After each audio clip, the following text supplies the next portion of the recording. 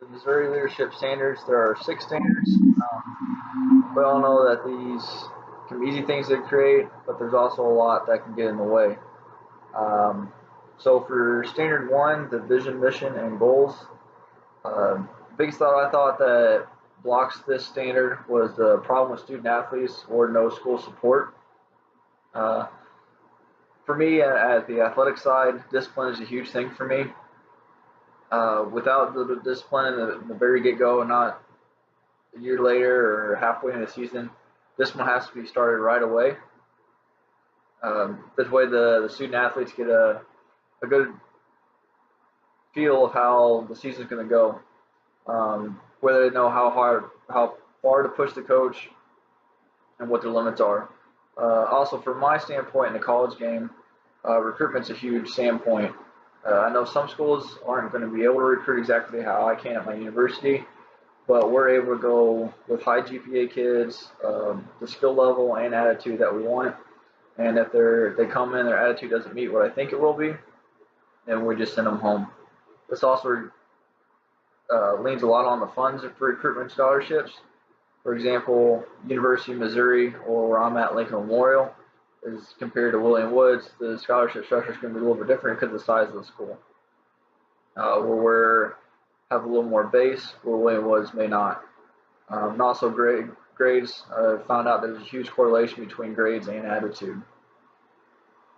So those are the points I would fix on that. Standard two, the teaching and learning. I think demographics, a huge standpoint in this, and hurtful parents or coaches.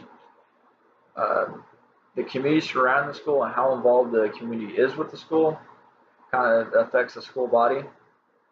And if the school body isn't a healthy relationship or healthy in any standpoint with the students that are going there, this can really hurt the teaching and learning, or in my aspect of coaching. I like to have a parent meeting beginning every season. That way it can outline everything that's going to go on with the season. If there's any problems, they can contact me. Um, or feel free that if their kids have a problem with me that they don't want to quite come up to me, they'll tell the parents will tell me. And that way I have an open bridge about it. And it helps them to really be honest with their abilities in playing. And I like to be up and honest with the parents as well, what I think of their kid. Um, Obviously, it's always going to agree, but at least it's a good standpoint where we're being honest with each other. For standard three, the management and organizational systems, I think a big blocking point of this can be poor organizational skills with coaches. A lot of coaches sometimes focus more on the athletic sides and don't realize how much the business sides they have to go over. When you really look at it, for example, myself in college, I'll probably spend 8 hours in the office and then another hour to 2 hours, just depending on the training session, out on the field. So relatively, the coaching aspect isn't really the focus of my coaching. Most of it's in the office, so I have to have good organizational skills. I think what helps is most jobs, either high school or college, they'll require a college degree.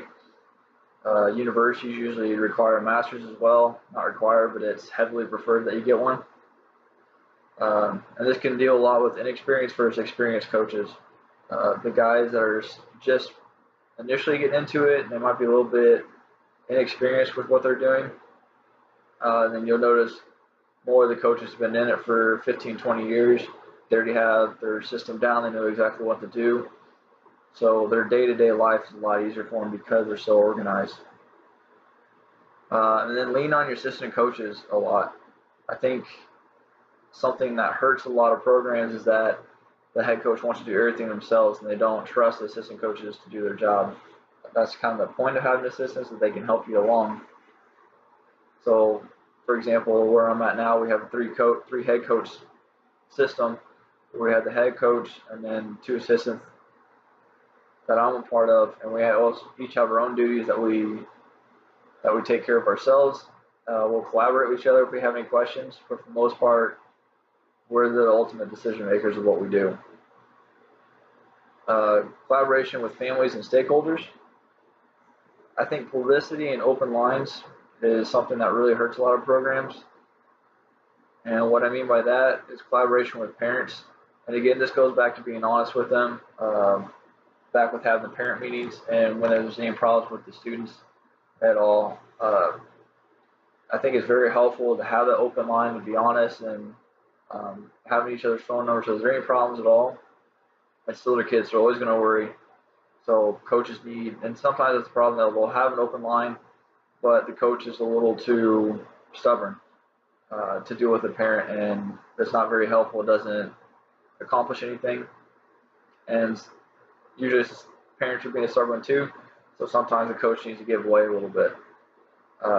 Is also involving the stakeholders.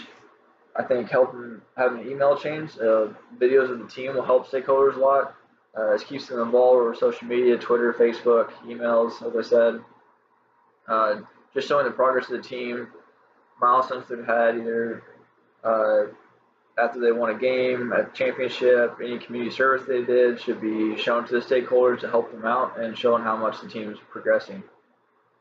Also providing them with opportunities with the team, such as discounts, games, gear, early access to season tickets. Ethics and integrity. I think a big problem, especially with college now, is paying college athletes. This is money on top of the scholarships. And the debate, I know a bunch of D1 has started doing the major D1 schools have started to do it. And then I've also had experience with our football field. We got sponsored, and the athletic director actually had found a finder's fee that he took for himself. And that was kind of an ethic of whether he should have done that or not. And then finally, the standard 6 professional development. I think this provides a lot on the funds of the school that they're going to provide for the professional development. Can schools support classes / licenses? Are they going to pay for it? Are they going to support you while they do them? Are they going to provide opportunities for you? Is it okay if you miss a few classes for it? Or it's a situation which over the summer and they'll fund that for you? I think this could be a lot of problems if the school is going to do that or not. And also, does the school provide campus opportunities with those licenses, such as first aids and teacher workshops? So thank you for your time.